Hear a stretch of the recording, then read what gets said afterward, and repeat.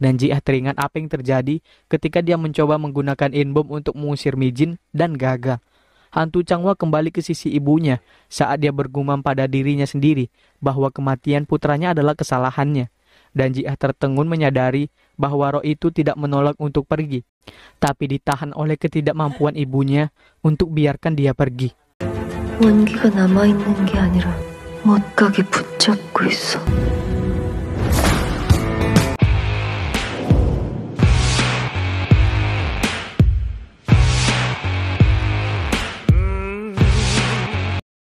Ji-ah menyadari bahwa Hyunju mencegah semangat putranya untuk pindah dan mengatakan kepadanya bahwa dia harus membiarkan Changwa pergi.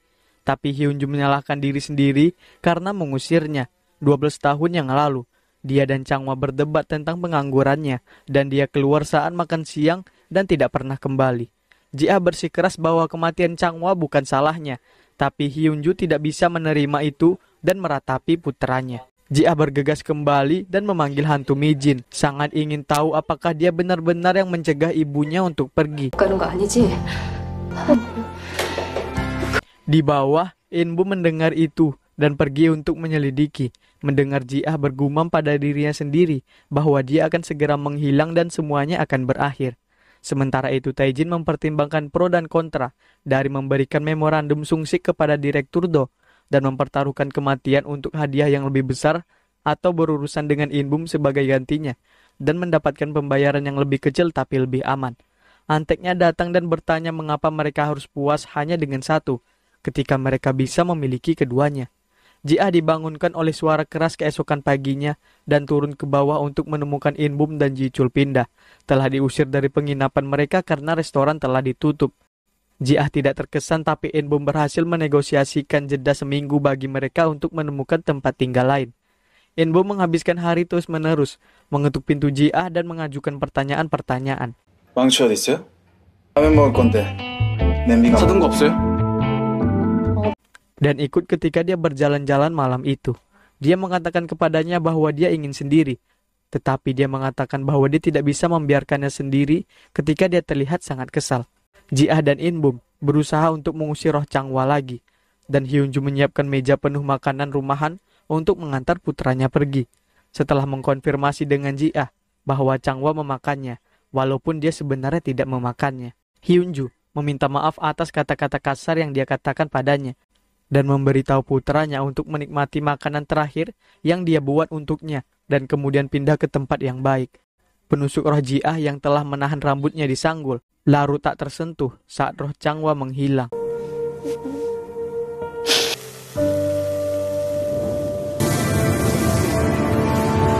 Taejin menghubungi Ji-chul untuk mengatur kesepakatan untuk memorandum dan Ji-chul muncul di tempat pertemuan dengan sekotak penuh uang yang segera dicuri oleh antek Taejin. In-bum muncul dan Ji-chul menegaskan bahwa mereka mengambil umpan setelah menanam pelacak di dalam kota. Sementara itu, Taejin mengambil anteknya dan mereka secara singkat menertawakan betapa tertipunya Ji-chul sebelum menyadari bahwa uang di dalam kota itu sebenarnya palsu. Taejin segera beralih untuk mengeluh tentang ketidakjujuran Ji-chul sebelum mengingat bahwa mereka masih memiliki Direktur Do. Setelah bertemu dengan detektif Kang, Hwajung menjadi lega ketika dia mendapat telepon dari Ji-ah yang meminta untuk bertemu.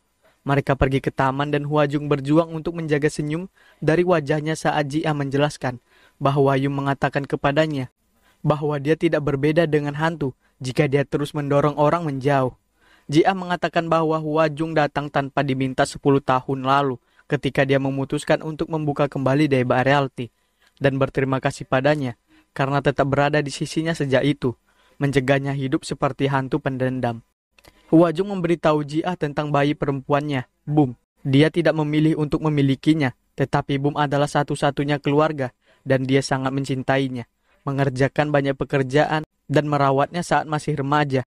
Suatu hari Hwajung meninggalkan Bum di tempat tidur, di kamar saat dia pergi kerja, dan ketika dia kembali dia menemukan Bum meninggal. Dia masih tidak tahu mengapa. Polisi mengira Hwajung telah membunuh bayinya, dan dia mendorong keyakinan itu karena rasa bersalah karena tidak merawat Bum dengan baik. Dia dikirim ke pusat penahanan remaja.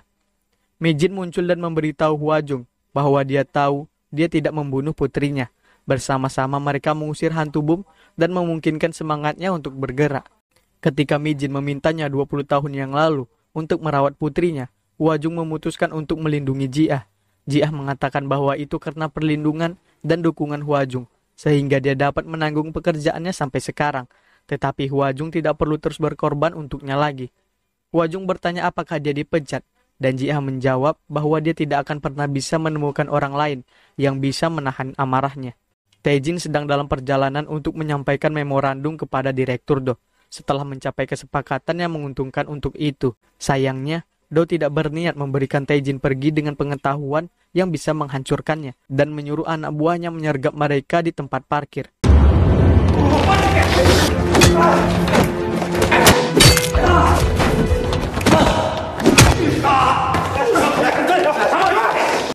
Memar dan dipukuli, Tae-jin berhasil membebaskan diri dan berlari ke jalan, di mana dia menemukan In-bum dan Ji-chul menunggu. Setelah membuntutinya menggunakan pelacak yang mereka tanam, dia masuk ke van mereka. In-bum menepi dan menuntut Tae-jin menyerahkan memorandum itu, tapi dia mengatakan itu di jaket yang dia hilangkan di Doha Konstruksi. Putus asa, In-bum hancur untuk menyadari bahwa satu-satunya bukti terhadap Direktur Do telah hilang, dan marah pada keserakan Tae-jin. Kembali ke van dan pergi tanpa sepatah kata pun, meninggalkan Tae-jin berdiri sendiri di jalan. Ji-chul mengatakan kepadanya bahwa memorandum itu hilang, dan dia menuju ke taman tempat In-bum merenung sendirian untuk menanyakan apakah dia benar-benar akan menyerah semudah itu. Ji-ah menyuruh In-bum untuk menenangkan diri, karena Direktur Do harus dihentikan sebelum dia menciptakan lebih banyak hantu pendendam.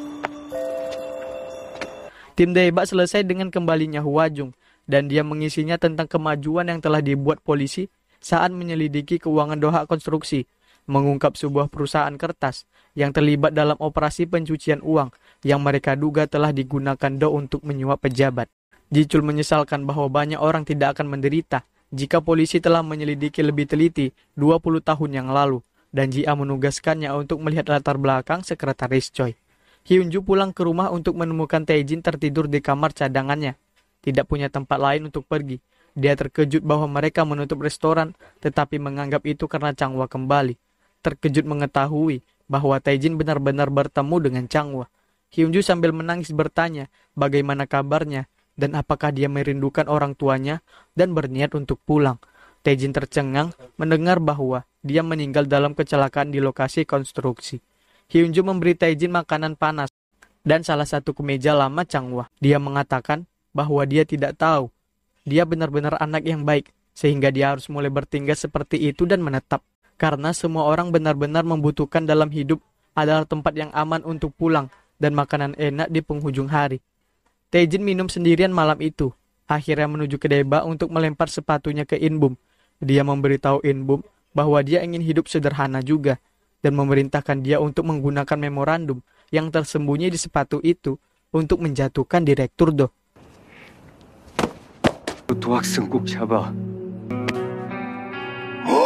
Ketua Tim Jung mengadakan konferensi pers untuk mengumumkan bahwa Direktur Do sedang diselidiki karena memerintahkan serangan pembakaran pada tahun 2001 yang menyebabkan kematian 7 orang.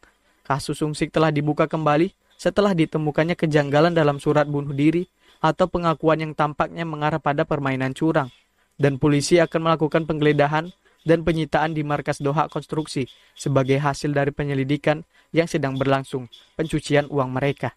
Direktur Do tampaknya tidak terganggu oleh perkembangan ini, memperingatkan detektif Kang bahwa perlu lebih dari itu untuk menangkapnya sebelum menelpon Direktur Jenderal. Dia diberitahu bahwa dia perlu diinterogasi di kantor polisi setidaknya sekali untuk menjaga penampilan karena media telah mengunci kasusnya.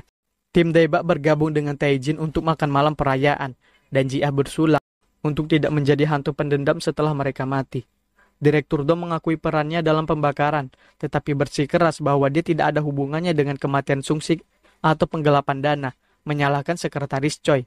Sementara itu, Ji-ah bertemu dengan sekretaris Choi untuk menanyakan mengapa dia bersedia menerima bosnya. Choi menjelaskan bahwa dia berutang banyak kepada Direktur Do, yang merupakan satu-satunya yang membantunya ketika dia ditinggalkan oleh orang tuanya. Dia mungkin telah mengambil keuntungan dari kesulitan untuk mendapatkan kesetiaan dan pengabdiannya tetapi dia percaya bahwa dia tidak akan pernah ditinggalkan. Jia memperingatkannya untuk tidak membuang nyawanya untuk pria seperti dia.